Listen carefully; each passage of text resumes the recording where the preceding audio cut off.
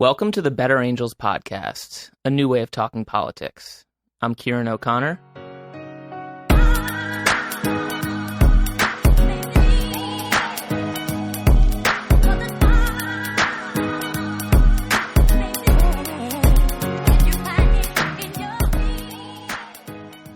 Looks like I'm riding solo today. I can feel the conspicuous absence of my illustrious John Wood Jr. co-host. The seat next to me is empty. So I had to take this one by myself, which was a rewarding experience. I spoke with Rusty Reno. He is the editor of the magazine First Things, which is one of the premier journals of religion and public life. And it's one of the main things you want to read if you want to understand conservative intellectualism at this moment. Rusty's written on everything from the notion of civility to President Trump and his support in religious communities, viewpoint diversity on college campuses, and why he thinks polarization might not actually be so bad. So we had a pretty wide-ranging conversation today. I really admire Rusty's original thinking. You know, even if I disagree with a lot of the things that he believes, I think that he comes to things from a very well-considered perspective, and I think it was a valuable experience for me to hear from him. We talked about, what does civility mean? Is it just politesse? Is it manners? Are there deeper values of virtue and humility and empathy that we can seek to cultivate without compromising our values and our ideologies? We talked a little bit about President Trump. What does he represent for conservatism? What does he represent for the future of America? Why have religious communities lined up so strongly for President Trump? And we also ended with 3 fabulous book recommendations, all of which I'm excited to check out. So I hope you enjoy the episode. I hope that you don't miss John too much. John is developing his own podcast. It may be called The Johnologues. It may be called The John Wood Jr. Show. It may be called something different. We'll have to see. John will continue to join me on the Better Angels podcast when he can for conversations, debates, interviews, but he's also going to be taking his eloquence and locution to his own podcast, which you'll definitely want to check out. He's going to be talking about what does it mean to be an American, and I don't know if there's really anyone that I'd rather hear from on that topic. So again, that's in development. We'll follow up with more info, but without further ado, I'd like to give you Rusty Reno. Rusty Reno, welcome to the podcast. Hey, it's great to be on the Better Angels podcast. Thank you. I was hoping first you could just talk a little bit about your own background. Where did you grow up? How did you come to be the editor of First Things? And what were some of the, I guess... I often wonder about that myself. I think we all do sometimes. Yeah. And what were some of the formative experiences you've had that have informed your political and ideological moorings?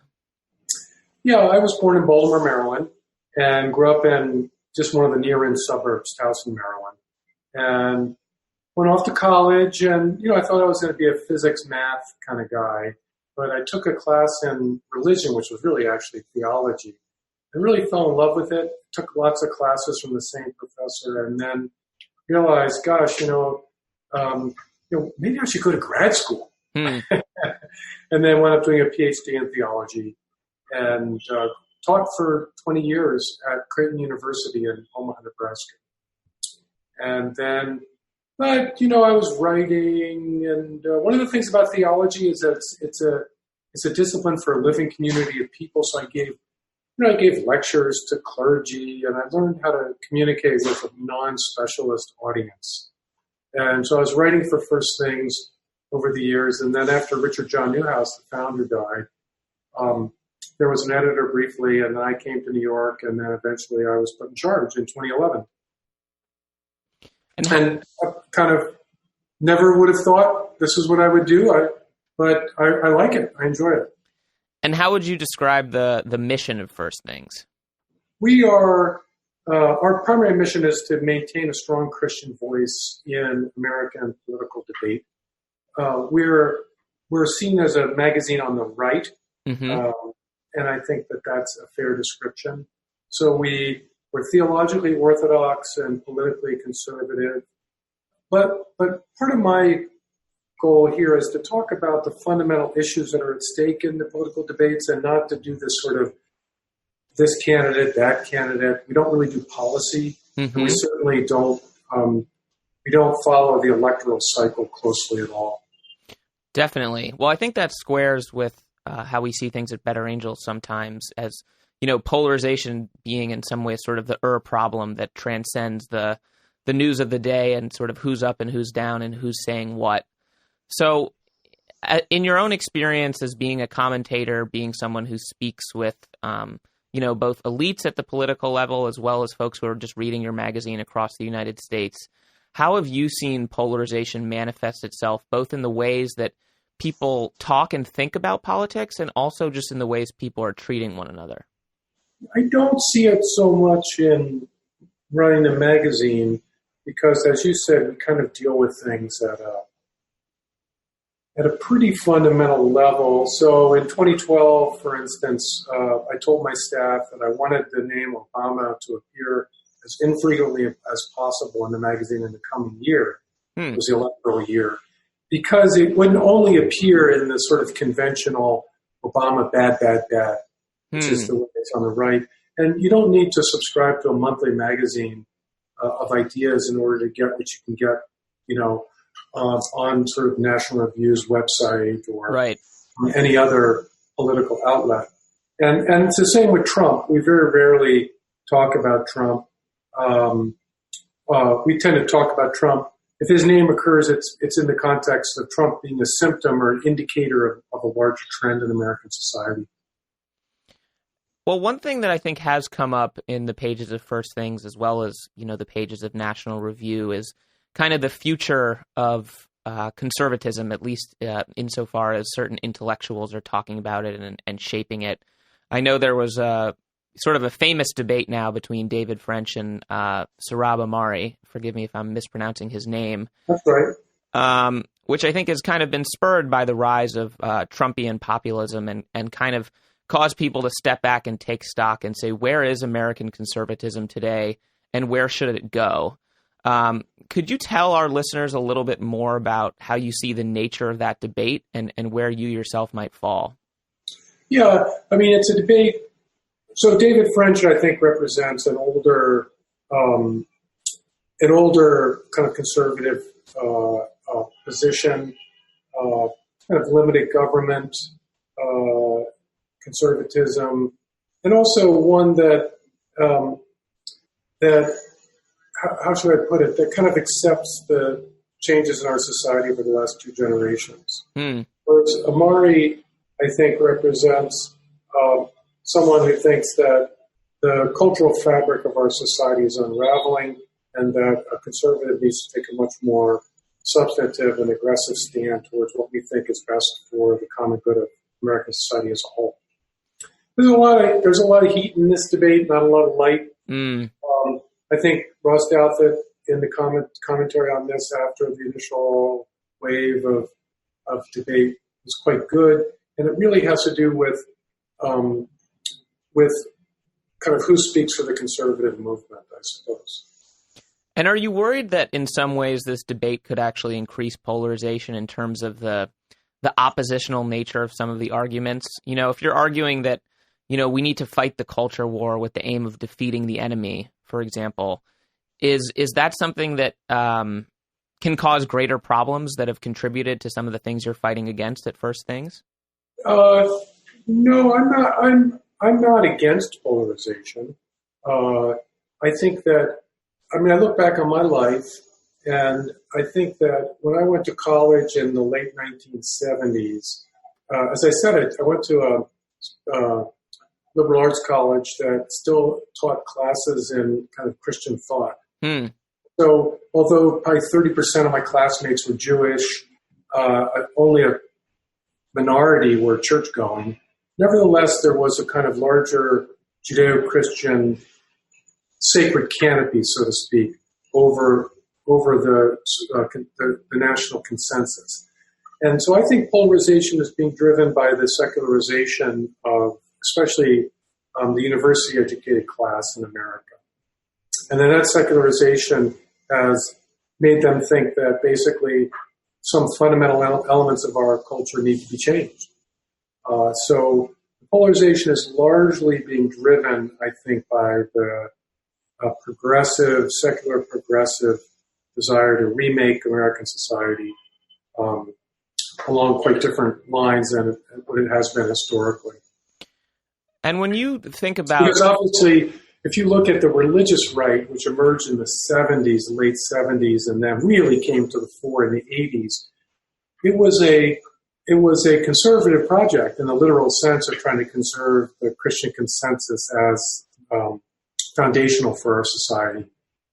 You could say that, well, they lost, and there's something to be said for that over, I think by the time you get to the Bush administration and the aughts, and then obviously into the Obama administration, although Obama himself was very good at using biblical and theological tropes, themes in his own major speeches.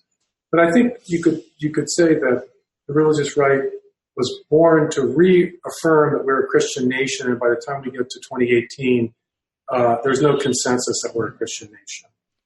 Right. So I guess then the natural question is where do we go from here? Because it right, sounds but I like... think when you think about polarization, the cutting edge of polarization is always the folks who are dissatisfied with the status quo and want to change it. Mm-hmm. And so I think in the 80s, 90s, and so on, the progressive left was the agent of polarization. But insofar as they've captured at least the establishment consensus, now it's people like me who are agents of polarization. Because I'm rebelling against the status quo.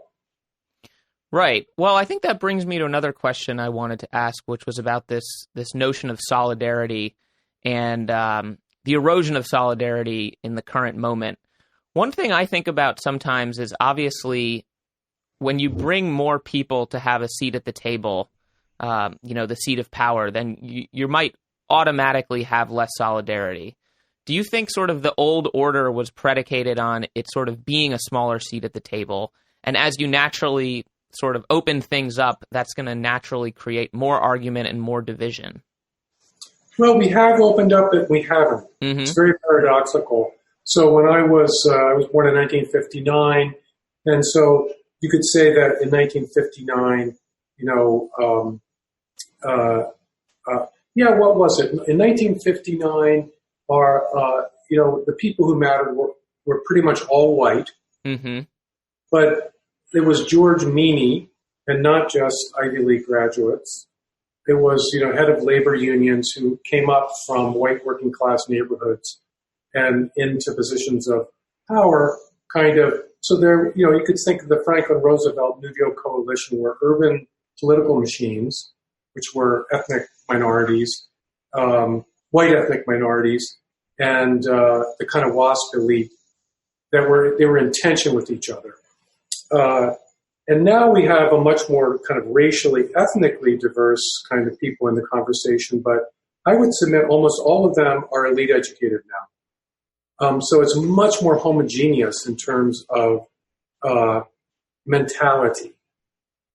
There are very few people in this conversation who, so if you were born in let's say you're born in 1920, smart kid, growing up in an Irish Catholic neighborhood in Brooklyn, you go to the Catholic high school, you go to Fordham, Law School, your uncle gets you a job as a lawyer for the Longshoremen's Union, you're super smart. By the time you're 50, you're head of the Longshoremen's Union, busting the chops of some fancy pants guy who's, one of the political people from an Ivy League from Harvard. Whereas now, if you're a smart kid, you grew up in an ethnic neighborhood in Brooklyn, you get a scholarship to Harvard. And so I think actually we have a much more homogeneous elite now than we had when I was born. But if you look at the most recent history, do you think that in some ways technology and particularly social media has enabled people to bypass these traditional gatekeepers? So if you're a smart kid, maybe you don't go to Harvard, but maybe you start a podcast and all of a sudden you have 4 million listeners and you're helping drive the conversation online. Yeah. What is it Ben Shapiro? Where'd Ben Shapiro go to college? I presume an elite institution based on his locution, but I could be wrong. Yeah. So name me one community college graduate or regional state university graduate that's got millions of podcast listeners. No, I stick by my original. I mean, part of the reason you have populism and people like Trump is we have the disenfranchisement of what I would call middle America. And that disenfranchisement has got all kinds of complicated sources. It's not like it's a conspiracy. It's not like it's the result of bad people, saying, hey, man, let's disenfranchise middle America. Instead, I think it has to do with the transformation of our society over the last 2 generations. I don't think that that same thing is true for African Americans and Hispanics. If you look at Black Lives Matter's website and the priorities of Black Lives Matter, I don't think it corresponds at all with what most African Americans actually want in society. It's got all of the kind of what I would call the sort of feminist, kind of radical feminist, LGBT stuff, which are all very much top 20% priorities. And they're not ordinary American priorities. Whatever they think about it, they're not priorities. Yeah, no, I think we saw that in the hidden tribes. I think they said there's, 75% America they called the exhausted majority, but the conversation, particularly online, is really being driven by the activists at both ends of the spectrum who tend to be more radical. And so I guess as we're thinking about potential, solutions to make sure that decision-making at the highest levels actually represents the majority will, what are some of the ways in which we can do that and give voice to people in ways that are not destructive? Yeah, I mean, to some extent, we Americans have always been extremely contentious in our politics. You look back at the Federalist, anti-Federalist debates at the very origins of our republic. They were extremely bitter and really kind of hysterical accusations that Alexander Hamilton wanted to establish a monarchy and things like this. And of course you have Andrew Jackson and so on. So I find myself being kind of very relatively optimistic about the current climate. Yes, it's painful. Yes, it can be difficult with these heated conflicts, but the democratic process is slowly working. I look at the Republican Party. Trump kind of smashed the Republican Party, what I thought was a very stale consensus, out of touch with the base of the Republican Party. He smashed it. Maybe he's not the right guy to assemble a kind of fruitful new way of thinking. But the Amari French debate is a healthy debate about how to organize the American right to reflect the needs and concerns of kind of the median conservative voter. And we can see this now when the Democratic Party is undergoing its own agony of redefinition. And so I see this as that, voters matter. And the politicians they're very sensitive to voters. They have to be, otherwise they lose their jobs. And so I think our democratic system is working, and that in the next 10 to 15 years, we'll reconsolidate around a new consensus. So are you concerned at all with just kind of the raw dysfunction and inertia, particularly at the federal level when it comes to, making legislation and working together on issues that traditionally were bipartisan, whereas now people are taking positions, it seems primarily based on what their tribe's position is versus, what might be common sense or what they might be open to if they were just, kicking things around a dinner table? No, I don't. I think this is overplayed. I mean, right now, one of the things that's happened in the last couple of years is a striking bipartisan agreement that we've got to deal with China as a significant adversary. And another thing that I think is a bipartisan agreement is we have to find a way for the global economy to work for high school educated Americans. Now, there's policy disagreements. You've got people on the left earn, guaranteed basic income. You've got people on the right that are more jobs and work-oriented. But these are traditional differences between the two parties. So I see that as very fruitful, because 4 years ago, people were not talking about this problem, how to make the economy work for high school educated Americans. Instead, left and right, where Obama said he was all excited about Silicon Valley and the tech industry, creators, innovators, all that kind of stuff. Left and right, bipartisan agreement that it's really the people at the top who are driving the economy. And we just kind of ignored the fact that people were being chewed up in the middle. Right. And So I see a reorienting going on at the level of economic policy and foreign policy that is bipartisan. So bipartisan reorientation, although there's still bitter debates about how to do it. Mm-hmm. The area that remains where there isn't this reorientation is on these basic cultural issues. And that's where the divide tends to go deepest. So I see the left. People on the left are agonized by any instance of exclusion. And the people on the right are anxious to restore, as I put it, to make normal again.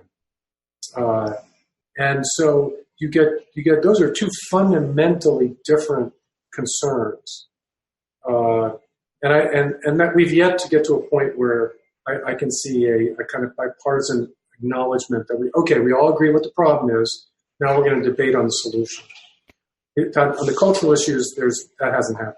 That's where all of the rancor is, by the way. No, absolutely, and we certainly see that in our workshops. One thing that we try to do in our workshops, which I think we found effective, is something known as a fishbowl exercise. I'm not sure you're familiar with the format, but essentially we'd start with saying have all the conservatives in the middle of a circle, and then have all the liberals sitting around them in a circle. And when the conservatives are in the middle, only they can speak. And the liberals have to just sit there for 30 minutes, just listening, taking notes. And then the two groups switch. And it's a simple exercise, but what it allows people to do is hear the other side talk about their values and ideals in their own words. And they're not getting their perspective on what the other side believes based on their own tribal filter, based on stereotypes, based on politicians or the media who have certain incentives to polarize as much as possible. And what we see people find, A, is that the quote-unquote other side is not monolithic, and B, they start to see these kind of natural common values that emerge, particularly when you talk about we want to get to the same place, but we differ on how to get there. And so I guess I'd just be curious to see how much potential do you see in these kind of grassroots, face-to-face initiatives that are about bringing people together across deep ideological disagreements, but doing it in a way that's structured to help not just have people talk civically or politely or with good manners, but to really do it in a way that facilitates empathy and virtue and humility and some of these kind of deeper human qualities that one could argue are more faithfully embodied by the term better angels versus just, here's how you act in polite society. Yeah, I mean, but as you pointed out, I think those are great things to do. I mean, just on their own terms for the people who participate, it's hugely important to develop some empathy for, that you got to realize that people on the left and right are seeking the common good in earnest. Right. There's profound disagreements about how to do it. And also, we have profound disagreements. I think those are hugely important. But to your point, the current media environment is just overwhelming. And so, and also there are really deep differences at stake. My view is that you have the Constitution, the revolution of the Constitution, 1780s, our country kind of comes into a moment of definition with the adoption of the Constitution. And then you got the 1860s, the Civil War. It's a moment of redefinition. And then you have 1932 and the New Deal, the crisis of the Depression, and then World War II, another moment of national redefinition. Well, we're now 75 years out from 1945, the end of World War II. And I think we're in a period again of national redefinition about what kind of country we are, what kind of country we want to become. And so that's why the tensions are so felt acutely. And I think, and rightly. And so I think listeners ought to hold the other side's views in charity, but also you should tell yourself, if you feel passionate about these issues, I want to tell the listeners, you're right to feel passionate about them because a lot's at stake. Absolutely. For our country, more so than was at stake in 1960.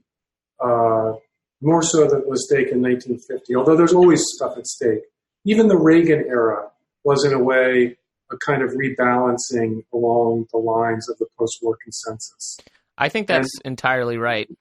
And so now we're in this time of national redefinition, and I think, and also as a consolation, I would say this: I was in Europe last week for some meetings, and it was a very intense session with this guy from England, kind of lost his cool and talking about the Germans this and the Germans that. It was a conservative thing, and the Germans responded. Afterwards, I told the German interlocutor, I said, "Well, that must have been difficult," and he said, "Oh, you have no idea how mellow that was compared to dinner parties I go to where people scream at each other."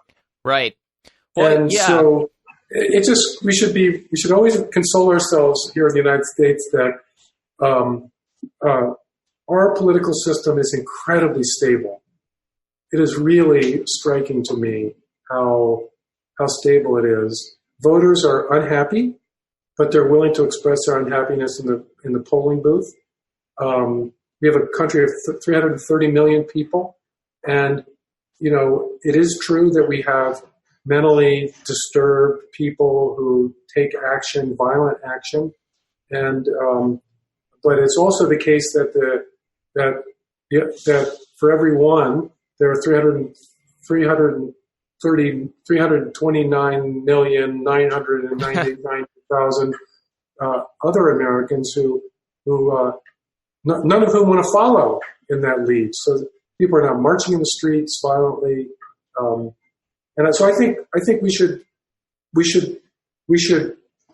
push what we want for our country, but we should also come together to celebrate the fact that we have a political system that can accommodate these differences and work them out slowly over the next decade, which I think is what it will take. Yes, well, I that's definitely a hopeful vision and one that I hope to see affected. I think one thing that bothers me about the just increasing raw tribalism we see is that people's identities seem increasingly intertwined with their political ideologies, and people are searching for community and meaning. We're seeing rising rates of suicide and depression and anxiety, and I think people are increasingly turning to politics to provide that sense of community. But instead of oftentimes being organized around what people are for, they're now being organized in opposition. So people are, if you're spending 2 to 3 hours a day watching Fox News or MSNBC or whatever else, and that's where you're kind of drawing your connection to people, then what you're going to see is so much rancor and bad faith that it really starts to bleed over into other areas of your life. And that's, one thing we've seen a lot with Better Angels is one thing people get out of it is they're just finding ways to better interact with their own family members, to better interact with people at work, where these political differences, which, as you mentioned, have always been vigorous, and right, that's what our democracy is really based on, but they seem to have taken on this sort of more vitriolic dimension where the intent is not to have a vigorous competitive debate, but the intent is really to humiliate and to demean and to score political points at any cost. So I'm just wondering, does it feel like things are different, or you just really feel like the stakes are high, this is natural, in some ways this is what's needed, and it might almost be like when a forest fire burns, that's what then allows the ground to grow back in a more fertile way? No, I mean, I think both could be true. Mm-hmm. I think what you identify as a dynamic is actually quite real, and it does not have a productive outcome. People say we're too politicized. I would say we're actually depoliticized in the sense that you described, which is that when people use politics as a way of acquiring an identity or giving themselves a kind of community in a world where real community is very much eroded, you're using politics for a non-political purpose. Mm-hmm. You're using politics as a way of trying to create some kind of community, as you said. And there's no good outcome for that, right? Because politics in a democratic regime, politics ultimately involves all kinds of compromise. But you can't compromise on identity. Exactly.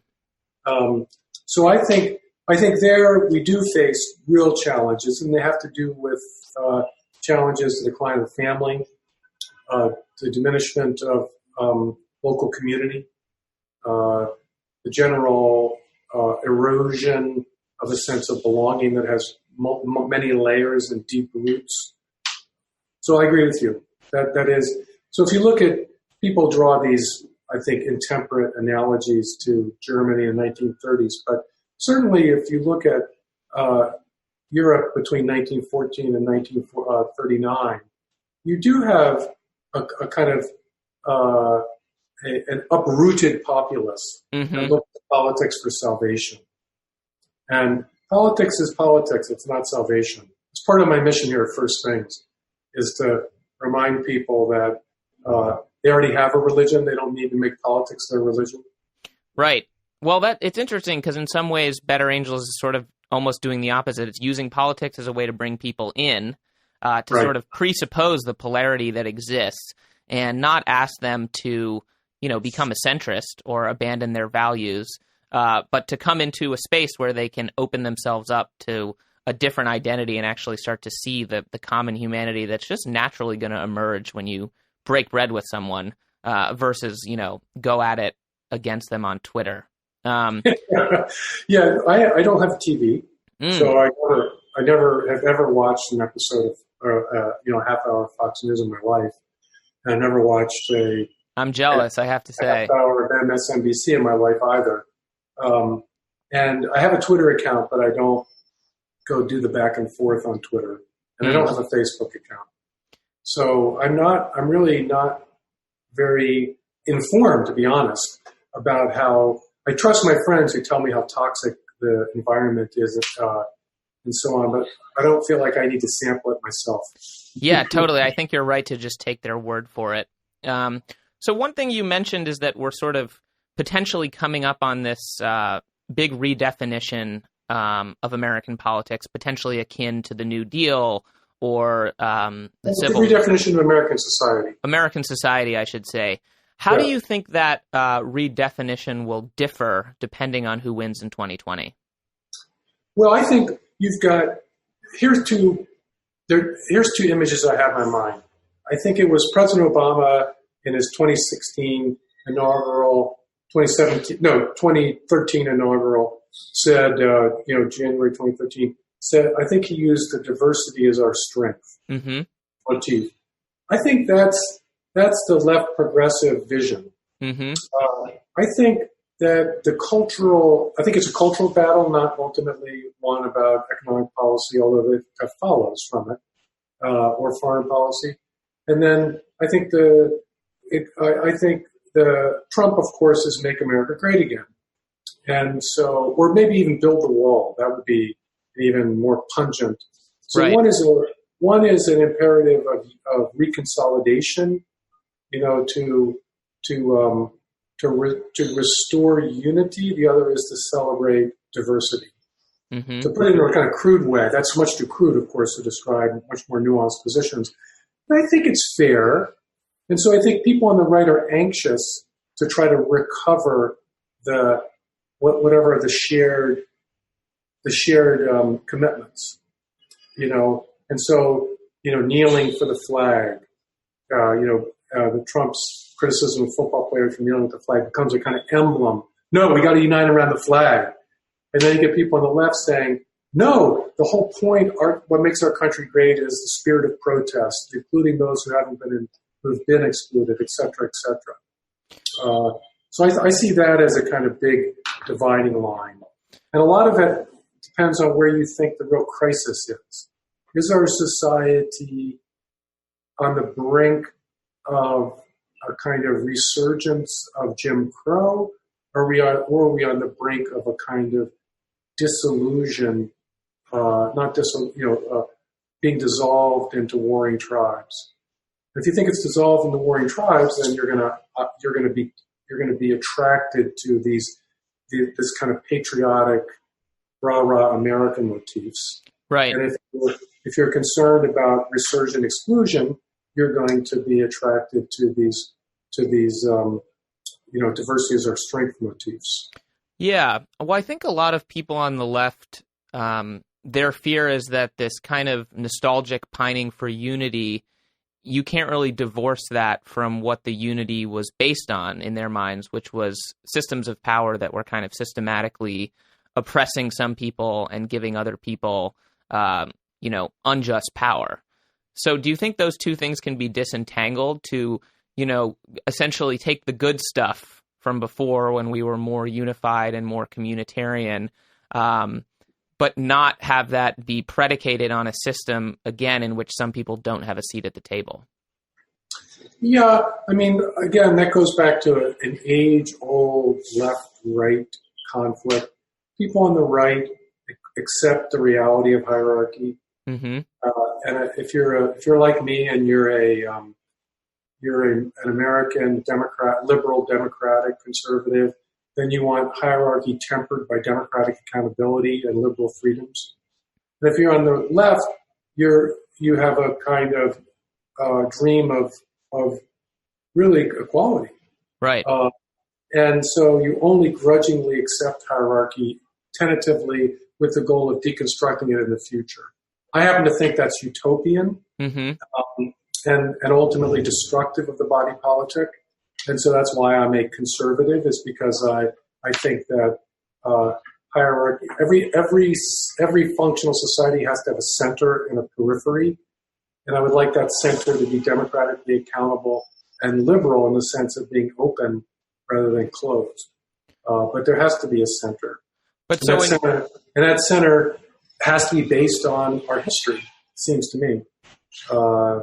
And of course, it has to be reinterpreted in a way that makes sense for the kind of country we have in 2019, which is quite different from what it was in 1819 or 1909 or 1949.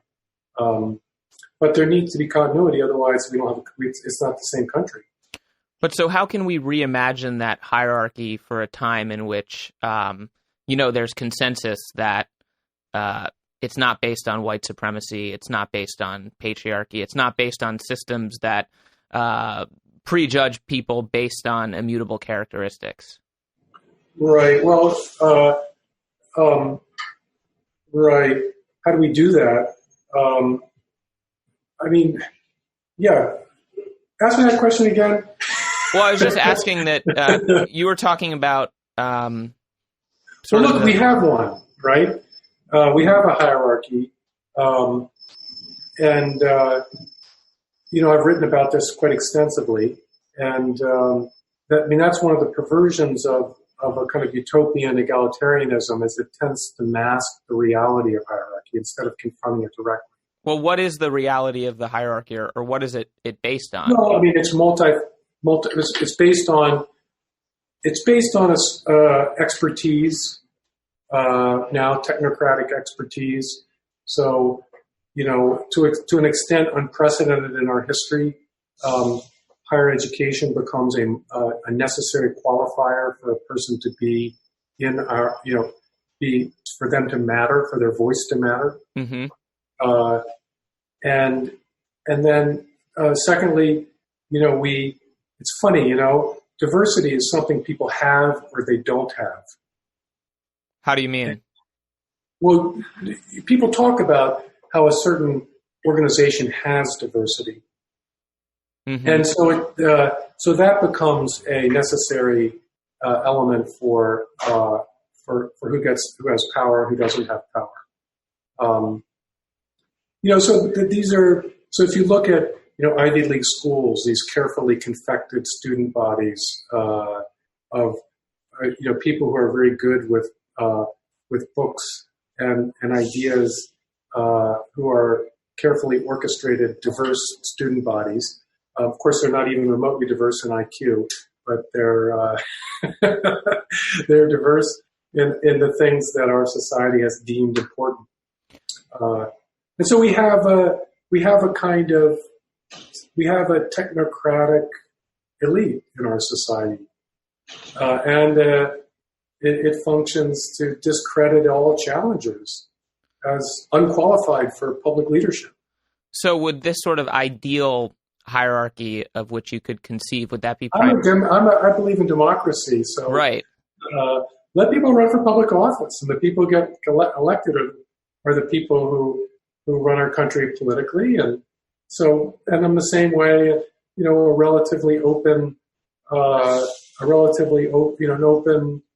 an open system educationally and also economically. And in terms of opening up the democracy, do you think there's a need for certain, structural reforms, like when it comes to, say, I don't know, making Election Day a national holiday? That's sort of a cause célèbre in some instances, or reducing gerrymandering, things like that, for example. I think that a national holiday for the Election Day is a good idea. I'm also against voting by mail. I think there's something important about the ritual of going to the voting booth. We all go together to the voting booth. That's a public ritual where both sides share in that public ritual. So I think having early voting will actually increase polarization because it's the ritual of going and seeing that actually we're all doing this together and I've got to accept the outcome. The public character of voting, I think, is very important. However, secret ballots, of course, is hugely important too, but I mean the public ritual of going to the polls. But I think a holiday is a good idea. What was the other idea? Well, I think there's a fair number of structures that some would argue make our politics less democratic. I think people point to gerrymandering a lot as sort of a bastardization of what the founders intended, because you have these elected officials who are representing areas that are very conservative or very liberal, and so they're almost exclusively concerned with avoiding a primary challenge. And so then it, for example, in the House of Representatives, can empower a very small group of people who represent a very extreme slice of the population to essentially gum up the works and subvert the will of the majority.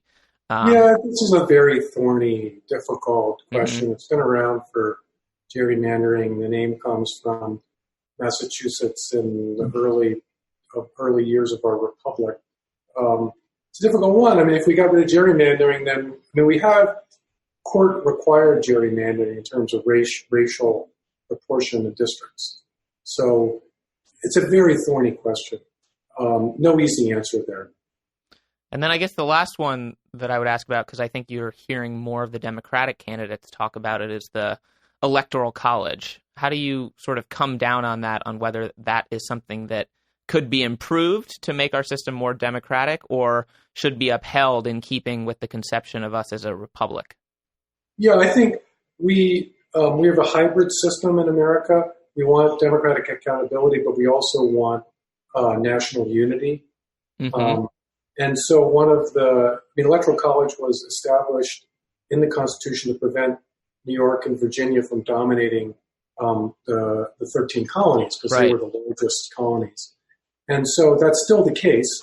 I mean, with 1/7 of the American population, or 1/7 of the American GDP in California, and 1/10 of the entire population in California, you don't want one state to dominate our national politics.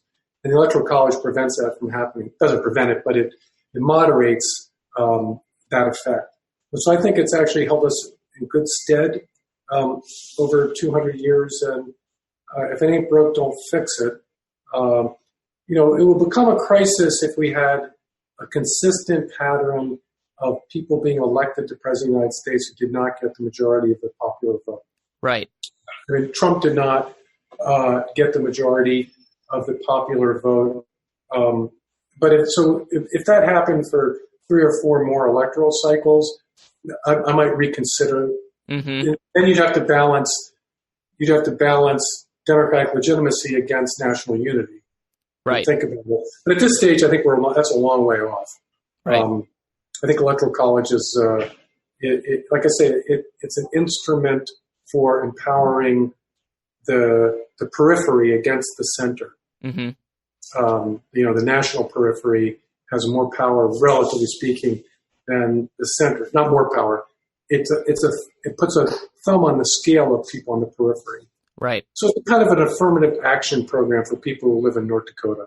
There you go. Yeah, well, I mean, it's like if you live in Wyoming, essentially you have significantly more say in the federal government than does someone who lives in California. That's right. And it seems to me that this is important because one of the problems our country faces is that globalization has meant that people who are plugged in and regions that are plugged into the global economy have done just fine. Right. Quite well, in fact, over the last 3 decades. People who are not, regions that are not plugged into the global economy have not. And so if we had a purely democratic system, the danger is that the winners would just say, give the finger to the losers. Right, exactly. The tyranny of the majority, so to speak. And so I think it's for the last 100 years after industrialization, it's helped maintain the interests of the agricultural regions of the country against the industrial powerhouses. And I think that's been good too. Our system is set up to try to moderate the power of the powerful. Powerful states, the rich, right? The oligarchs, and that sort of thing. I think that's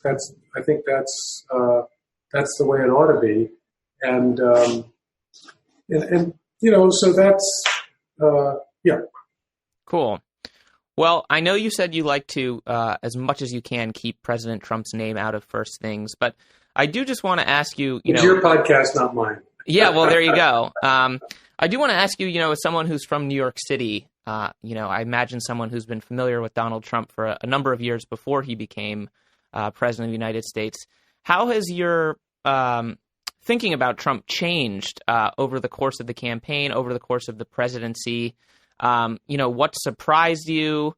And I guess specifically just the degree to which religious communities and especially evangelicals have consolidated around Trump. Has that surprised you? And sort of what's your overall reaction to that? No, I'm not at all surprised about evangelical support. I was in Murfreesboro, Tennessee, giving some talks at a Church of Christ church there, which is a kind of, it's a kind of evangelical Protestant movement. Mm-hmm.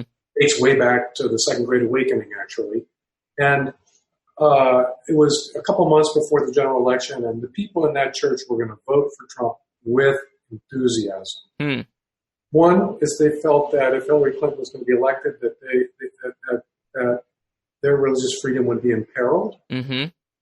Whether that's realistic or not, it was a real feeling of threat.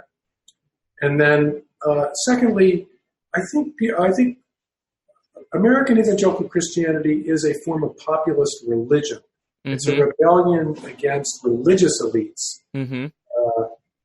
Clergy, people who claim to interpose themselves between the believer and the Bible. Mm. And so Trump's his really unmitigated disdain for the good people who run our country, the so-called good people who run our country, just resonated with them. Right. As part of their tradition, which is the high and the mighty, are not to be trusted. It's mm-hmm. all this drain the swamp stuff really resonated with them. It doesn't so much resonate with me because, you drain one swamp and it fills up with another. Kind of a cynical view there. But I initially wrote against Trump. I wrote a column for National Review against Trump in January of 2016. But I think by the time I got to March and April and was observing what his effect on the primary, I began to see that he was actually doing what I had hoped somebody would do, which is to dismantle a complacent and out-of-touch Republican consensus, political mm-hmm. consensus, what I call rotting flesh Reaganism. Mm. And he succeeded in that. He blew up the Republican consensus. Pretty much everybody in the Republican Party who was an establishment figure tried to persuade voters to reject him in the primary. And the voters basically said, we don't care, we're going to go for him. And that's cleared space now on the American right for fresh thinking about what our country needs. And what about particularly in the conservative Catholic community? Because I think I saw a statistic recently that Trump's level of support among Catholics is now higher than it was when he was first elected. Yes. I mean, I think, don't forget he entered office in a media environment where there were predictions of immediate and complete disaster. Right. And for the mere fact that we still exist as a country 2 years in makes him look better. I mean, he's beaten all expectations because the media created such low expectations. I think that's a factor. I think his track record on judges has been very encouraging to conservative Catholics that are very concerned about religious freedom and the pro-life issue. So I think that's led to, some increase in support. Or at least I would say these people may have voted for him, but they voted for him reluctantly, that now are thinking, all right, okay, maybe this is actually not so bad. Right. And I guess to what extent have you seen sort of squeamishness and disgust within religious communities when it comes to some of, Trump's other characteristics, how he talks about women, for example, some of the intentionally inflammatory remarks that he makes towards certain groups. Does that sort of like come up a lot, or it's just sort of accepted of like, look, this is, who this guy is, we've made our peace with that to some extent? Well, if you listen to what he says, it's not, you actually listen to what he says in context, it's not as bad as what the press says it is. I mean, he doesn't say derogatory things about women. Instead, he said disgusting things on the whatever Access Hollywood tape from 10 or 15 years ago that he publicly repudiated.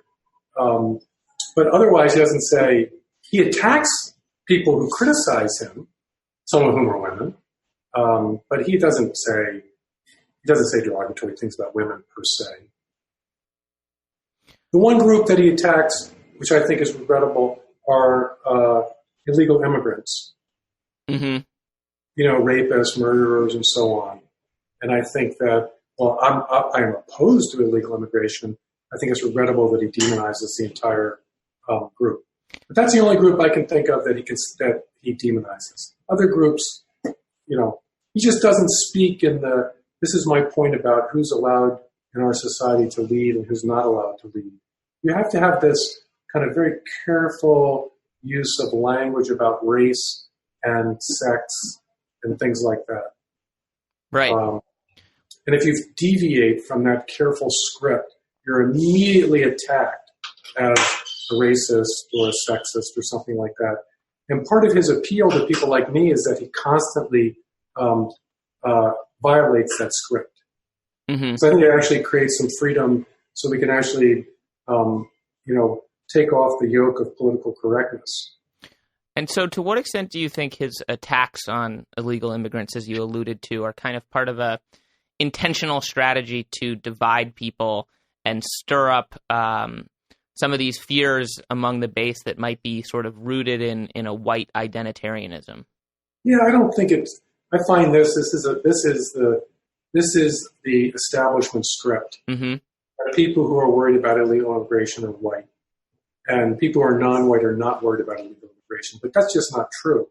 If you look at polling, whether it's in the African American community or Hispanic community, you have supermajorities of people who are worried about illegal immigration in those communities. Well, I'm talking less about illegal immigration and sort of the intentional dehumanization of black and brown immigrants that Trump tends to... Because, when he said, I want people from Norway, for example, but then when he's talking about Mexico, he's using terms like invasion, infestation, terms that are very much, to my mind, I can see how people think of them as like intentionally otherizing these people as somehow having less intrinsic value. Yeah, I just don't see it in racial terms. Maybe I'm naive, but I see it as it's an inflammatory political rhetoric in order to keep the immigration issue at the center of the upcoming election. Mm-hmm. And I think he wins on that issue, and voters, because the voters do not trust our leadership class. We know from the last 20 years that there's a bipartisan consensus that illegal immigration just either has either there's nothing you can really do, or it's actually good because it provides low cost labor, or because it diversifies our country depending on which side you're on. I mean, I've been to meetings with people on the right who say our economy couldn't survive without illegal immigrants, so we need them. So that's the business side of things. And I've been to meetings where people say that illegal immigration is going to hasten the coming of the minority-majority nation that will redeem our country from white racism. Right. So in both cases, you have people in the elite who are effectively saying they don't say it, but they intimate to the general public that we're not actually going to stop this. Right. And we know from polling the general public doesn't like it. So what Trump does is, in his crude way, and again, you can criticize it, it may wind up doing more harm than good over the long run, or may do harm over the long run and no good. But politically, it's an astute strategy on his part to keep this in front of the voters. Because that's his style. Never do with a scalpel what you can do with a machete. Well, I think that's very well put. Well, we're coming to our time together. I think one last question I like to ask guests and put you on the spot a little bit. What are 3 recent books you've read that you could recommend to our listeners? Or all time that you've ever read? Just 3 book recommendations. Well, for me, in my thinking about all these questions that we've been talking about, the most influential book I read was in 2012, Charles Murray's book Coming Apart. And it made me see that we've got a real problem in the United States. And it radicalized me. And how should I put it? It radicalized me in this way. Trump in 2016 would say our country's being run by very stupid people. And of course, that's kind of crazy. But if you read Charles Murray's book, you begin to think, wow, I mean, the fish rots from the head down. Right. And we have got so much dysfunction in the bottom third of our society. It's surely an indication that the people running our country have screwed things up in a big way. And there's no contrition at all for this. We have declining life expectancy in the United States, which is shocking. I mean, that's like, going to the doctor and he tells you got high blood pressure and you just wave it off. Oh, yeah, I'm not worried about it. Right. So anyway, Charles Murray's book, I think, is it's a hugely important book for me. Another book I read recently is Russell Kirk's memoir, end of his life, called The Sword of the Imagination. And I recommend that to readers. He's a real quirky character, kind of one of the godfathers of modern American conservatism. But you don't have to agree with him to read it and just be charmed by a man who was deeply engaged in politics, but ultimately for whom spiritual, if you will, the spiritual questions of life were of infinitely greater interest to him than political questions. And also, he helped me see that the politics of the imagination is probably more important than the politics of politics.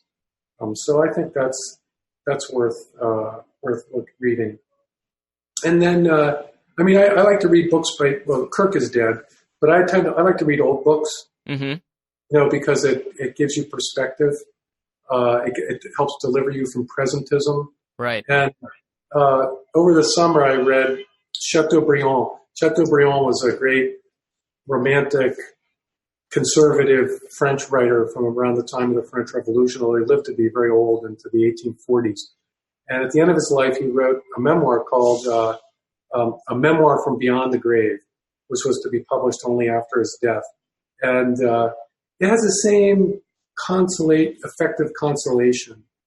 He lived through one of the greatest trauma of modernity, the French Revolution.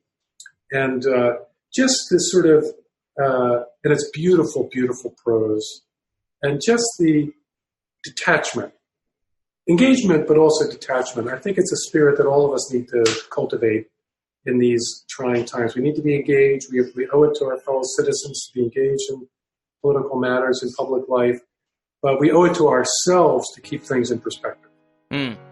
Well, I think that's a fitting note on which to conclude. Rusty Reno, thank you so much for taking the time. And keep paying attention to what we're doing at Better Angels, because I'm sure there'll be future opportunities to get you involved. All right, great. Thanks for having me. Yep, thank you. Bye-bye.